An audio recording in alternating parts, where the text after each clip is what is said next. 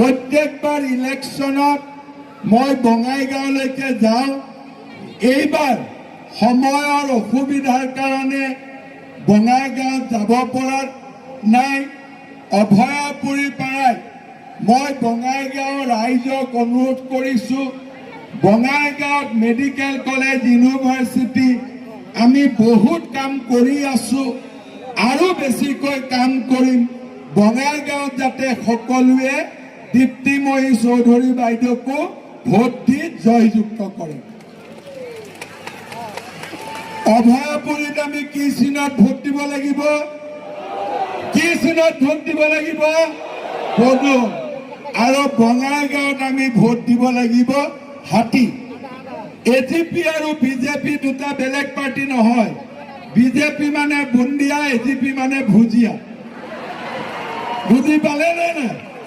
বুন্দিয়া ভুজিয়া। চাহত যদি আমি চাহ খাওঁ, চেনিটো নিদিওঁ, ভাল লাগিব নেকি?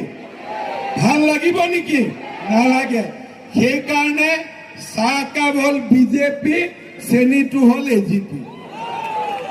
আৰু এইবাৰ সেইকাৰণে বঙাইগাঁৱত এজিপি, অভয়াপুৰীত বিজেপি, বুন্দিয়া ভুজিয়া জিন্দাবাদ। সকলোৱে ক'ব দেই, বঙাইগাঁৱত মই যাব পৰা নাই, ইয়াৰ পৰাই বঙাইগাঁৱত ক'ব লাগিব, ঠিক আছে? শ্ৰদ্ধাৰ ৰাইজ, আপোনালোকে জানে আমি যোৱাবাৰ অসমৰ ৰাইজক ইলেকশ্যনৰ সময়ত কথা দিছিলোঁ, আমাৰ যদি চৰকাৰ শাসনলৈ আহে আমি 1 লাখ যুৱকক চৰকাৰী চাকৰি দিম। মানুহে তেতিয়া মোক হাঁহিছিলে,